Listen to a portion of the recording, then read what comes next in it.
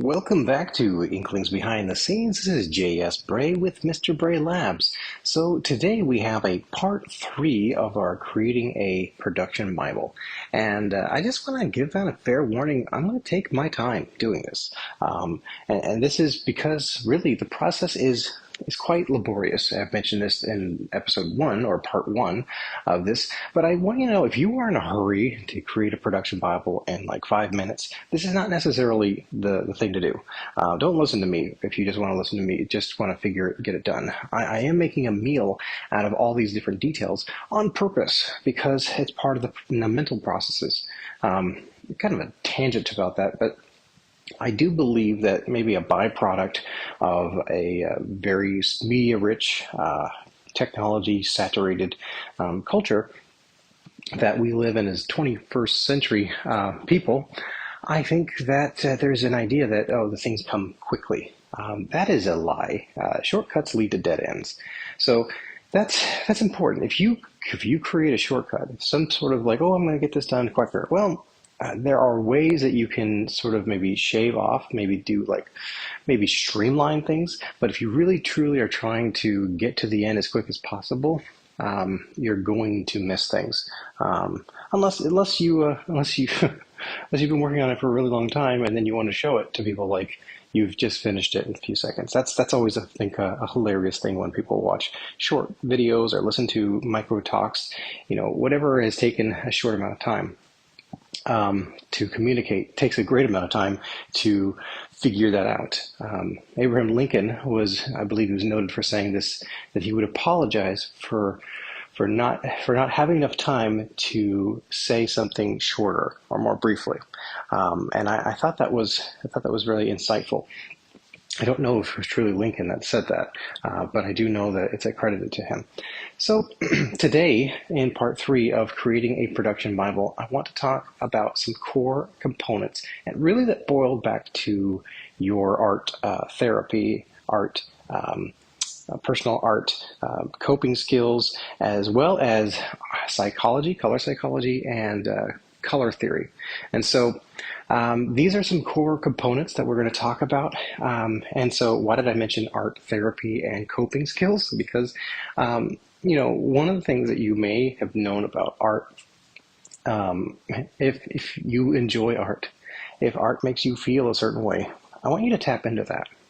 So I am currently working on my dissertation, and my dissertation topic incorporates this sort of element of art intervention and the significance to help people. And now that's not what this episode's about, but I want to tell you that I've done a great deal of research. You're not hearing from just some bystander. You're hearing an educated point of view that can help you understand that when you create a production Bible, it actually is going to be very personal. So start from personal and then move outward. Okay. If you cannot start personal, if everything is always sort of objective, I'm not sure if you are an artist. And be honest, most people who are artists take things personal, start from themselves and then move outwards. Because we're not robots, we're human beings. And so when you feel a certain way, okay, if you want to develop the perfect branding, I want you to take some time and think about how a certain brand or color or font or a message makes you feel, because it's supposed to. It's designed that way. So many of the earliest psychologists, after they got finished completing their education, they left the psychology field.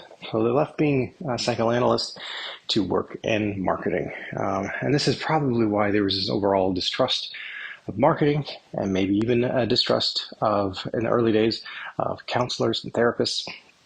I believe that trend has changed, but there are still large groups of people that distrust psychology. And why that matters is because people don't like being manipulated emotionally. People don't like it when they realize it. Okay? They don't like being manipulated. But ultimately, here's an interesting thing, people do like being validated. And so if you can validate how someone feels because you feel the same way, oddly enough, it's very similar. The tools involved is very similar. So taking the time to realize a message resonates with you. Now, This is a very sort of, it seems like a very wishy-washy sort of subject, but actually it's very concrete. It's very concrete. I'm going to give you a couple key words to look up in your own research to kind of help further your education and further your development of these sort of products and ideas, because you're not just talking to an animator, you're also talking to an animator who's an educator, who's a background in educational psychology, who has a master's, and who's more than halfway finished with my dissertation and working on my doctorate. And so in education and how psychology impacts with art. So you're talking to a credentialed person.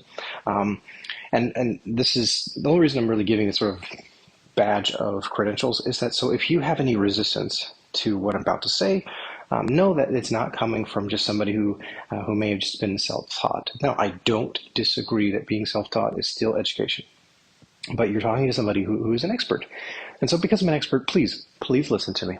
Please hear what I have to say. And I think if you've been here for some time, you have learned to trust my voice, learn to trust what I have to say, that I'm not trying to steer you wrong. I'm trying to steer you towards more knowledge, greater insights.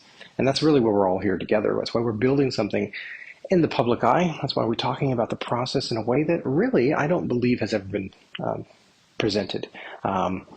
So why that matters? So it's important to know that taking things personally is important. It actually is. You can't, in a sense. I'm not saying that you need to be offended.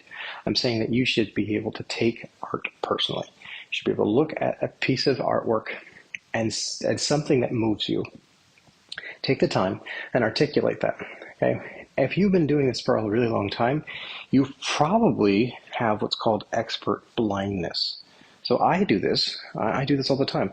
So I may be designing for something for quite some time that I'll forget what it feels like to learn something for the first time. And so that expert blindness that people have in every field, eventually that blinders, you get blindsided. Blinders create biases. And we've talked about biases in the past and how they are detrimental, and they exist. They're not necessarily supposed to be the triggered subject that a lot of social media and contemporary conflicts are trying to push at you. The word bias is not necessarily a bad word. It's just a real word. And so you have to kind of understand that it's not, these are phenomenons, psychological phenomenons. These are principles that work, and they're not trying to hurt anyone. This is just information to help enlighten you. And so when you take something personal, when you look at a design and say, hey, let's look at a Facebook logo. So this is an oldest one that's been around for a long time. Many people may already know this. This is probably even boring to the most expert. But Facebook deliberately chose a lowercase letter f. And there's a reason for that. Because it's minuscule, a smaller, font. So perhaps we'll get into more the difference between typography at some point.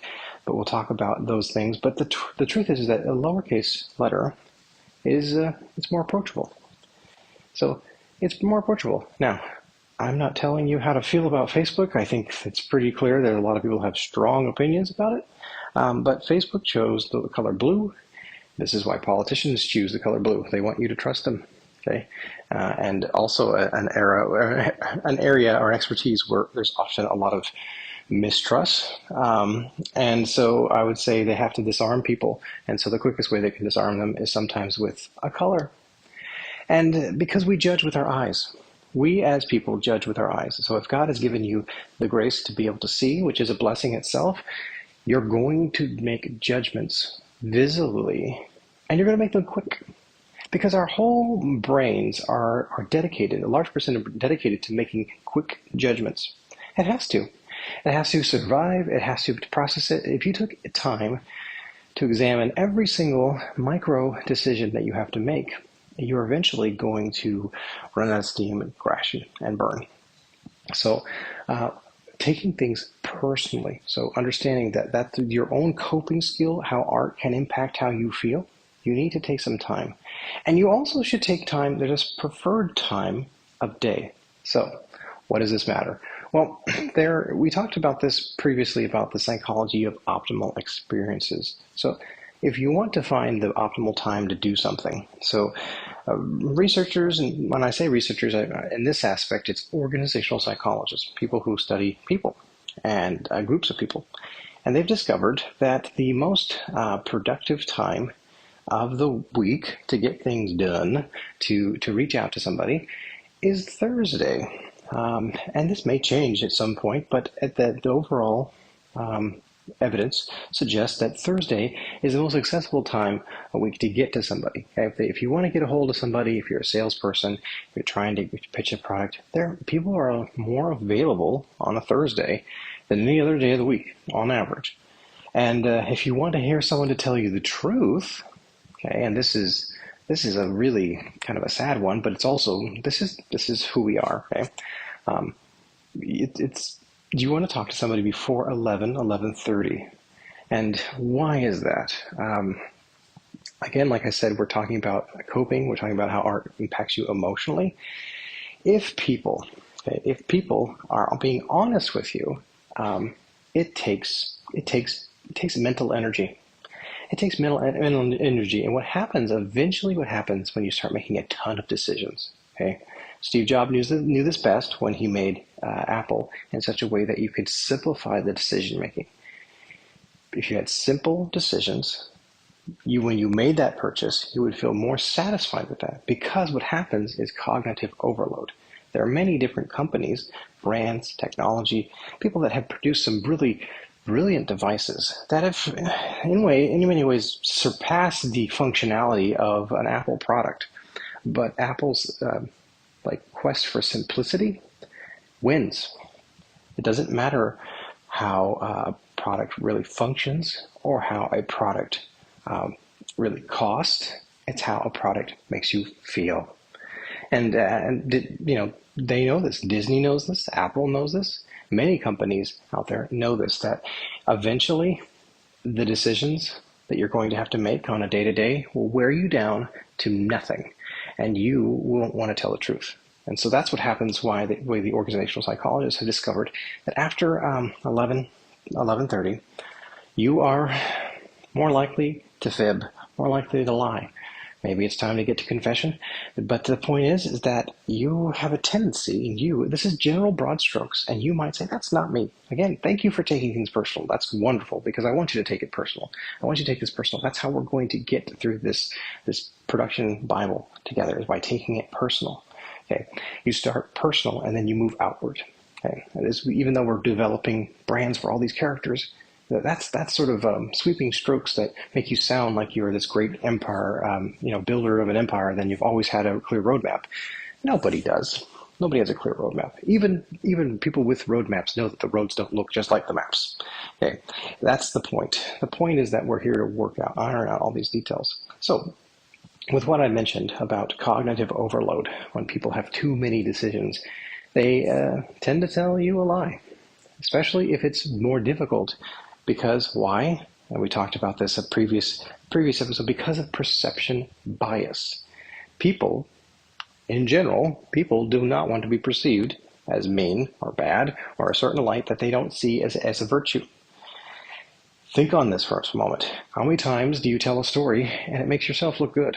How many times do you tell a story and maybe you make some important edits to highlight your emotional experience? And so this is the way that people are. People lie. Everyone lies. It's not good. I'm not advocating lies. I'm not saying that lying is something that we should all do, but it also is something we all do. And because you eventually get tired and you relent and you do something may have not wanted to do, like tell the salesperson that you'll talk to them next week and that you're still considering their idea, or that you tell the person, let's go on another date, maybe some other time. You sort of string people along, and this happens. I'm not trying to make people feel bad, but this is where it boils down to it, is that you're going to lie more likely after 11:30. And if people get a hold of you on any day other than Thursday, you're probably booked. You're packed. And the fact that you can even, talk to them, you're like, whew, I'm busy. But that's okay, because we're going to talk about that in a moment, of how to get past that. So knowing that cognitive overload is a thing, knowing that having infinite decisions is a thing. This is why you put things in a box. Okay, you put things in a box not because you don't want to be innovative, because you want to get things done, because you want to make a decision. So social media, traditional media, newspapers, television, all these different channels have known this for a very long time. So they may have not told you this, but if they can make you feel a certain way, they can also impact your decision making. So how you feel impacts your decision making. I think that's probably the brilliance behind the Inside Out movies. Is that they took the time to talk about emotional experiences that we all have that impact your decision making, because they're all trying to press the button, right? They're all trying to fight for what the character should do. So are you. So are you. And if you can take a moment to think on that, that actually will give you sort of that will empower you to tell better stories, to be more intentional. But you cannot do that. One of the most core things about developing storytelling skills, one of the most probably, I would say, if you can't master this part, then please step aside. And this is what I'm talking about. You need to be authentic. Authentic in what you know, authentic in what you don't know. Authentic. And so part of being authentic, and this is the great thing, is I mentioned this other concept called cognitive bias, right? People, they have bias, right? And then of course we have perception, so we have perception bias. So we have bias. We all are going to see things a certain way. That's just the way things are. Sometimes it has to do with very simple things, like where you were born. You're likely to see the world through a certain lens. For example, I'm male, I'm American, and I'm Christian. Now, that is part of my worldview just because the eyes that I was given to this world. I'm going to see things from a certain way. I cannot apologize for being born a certain way, but I can try to grow. But if I recognize that I see the world a certain lens, then I can also appreciate that you see the world through a different lens, and that we can help put our eyes together. We can have a better view. We can have 20/20 vision. Right? So, one of the most core things, okay, the core thing to taking art personally and telling good stories is being authentic. So being authentic. So this is a bit more on the element of how we develop this stuff. But if you cannot take these emotions, right, realizing, are you being authentic in your storytelling? Once people get a chance to smell that, once people get a whiff of their disingenuous behavior, then you're a charlatan. Then people don't trust you, because a storyteller's job is to earn trust. And so there are many media companies that like to minimize the significance of story and media and all these things like that, and to say, oh, no, it's just about entertainment. No, it's not. Nothing is just about entertainment. Nothing is without political points of views or religious points of views. Nothing is completely anaerobic, right? So devoid of all oxygen. Okay? It has to have a context. Okay? All story has context. And so you should not need to apologize for having a context. And I say this a bit like why it's important. This is some of the problems that I think when people try to make art, they try to just strip all the humanity from art to where it's a flavor of a flavor. And that's not what you should be doing. You should tell a story, tell a point of view, not apologize for your point of view. Recognize that you have a point of view. And that's important. So being authentic is important. So to be authentic, you need to recognize your flaws. So you have to take a chance to look at your potential perception bias. Say, I want to look good. Well, how do we do that? Okay, now I want to tell you how we can do that. This is a really great thing. One of my favorite quotes from Chuck Jones. This is the quickest way to make you like a character. Now, if you don't know who Chuck Jones is, please go look him up. He's brilliant. He worked on Bugs Bunny. He was I would say one of the animation icons. So Chuck Jones drew Bugs Bunny, a wonderful character designer and animator. He said the quickest way to make you like a character is to give them a handicap. Now, this is not saying we're trying to exploit handicaps and create all this sort of mean stuff. Listen to me. When someone has a handicap, Okay, you can imbue empathy with them. Okay, the movie Avatar did this. The lead character, Jake Sully, what does he do? He's in a wheelchair, but he's also a he has a military background. So he's sort of a salt of the earth character who's thrust into the scientific community that just belittles him. And then he is not quite in his old community, the military community, because his body has been broken. And so he already starts as a fish out of water. So he gives us a unique perspective. Jake Sully, I don't care if people disagree with me on this. Avatar is a wonderful film. It's a fantastic movie. It is a wonderful, wonderful film. And the thing about it makes Avatar works is actually what makes many other films work. So you have this character who has a literal handicap, and the literal handicap immediately imbues like things about him that you like. He's a salt of the earth character. He's humble, and while he's also not afraid to stand up for himself. And so you see this person sort of fighting for agency in a world because he has sort of life has given him a different deck of cards, right?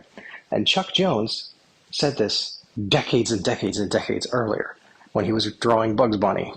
He said the quickest way to make you like a character is to give him a handicap. Now, why does that matter? Well, let me tell you, there's a psychological phenomenon about that right now. And this psychological phenomenon, this is more than just artists just preaching from the corner. This is science. Okay, it's called a pratfall. And a pratfall. If you haven't taken the time to look this up, I think you'll find this very interesting. So, my wife has teased me at times. She sometimes will call me a mad scientist, a nutty professor, because the way that I work is kind of nutty to her, and that's okay. But my point is that a pratfall is a way that you can give a character handicap. You have them, I have them. Okay, you take someone who's very competent, right? You take someone who's very competent, has all these skills, maybe charisma, maybe they have certain things put together, right? We all have some sort of stuff put together, something that we're good at naturally. Maybe we're just good at walking. Maybe we're good at looking in the mirror and acting like we're cool. Maybe we have an incredible ability to sing or dance or whatever it is, or draw. But there is a flaw that you have. There's a flaw you have. There's a flaw that you have. And you may be unaware of it. And if you are aware of it, you're more likely to kind of sculpt that out of your storytelling, which is disingenuous, but if you can highlight your handicap for the sake of imbuing empathy, you're going to get people to care about you. Now, this is a psychological phenomenon. This is a psychological provable point. Okay, look at every hashtag. Look at every social movement. Look at every character on screen. Look at every product that you grab off the shelf. Everything you have, there is some sort of flaw that becomes a feature.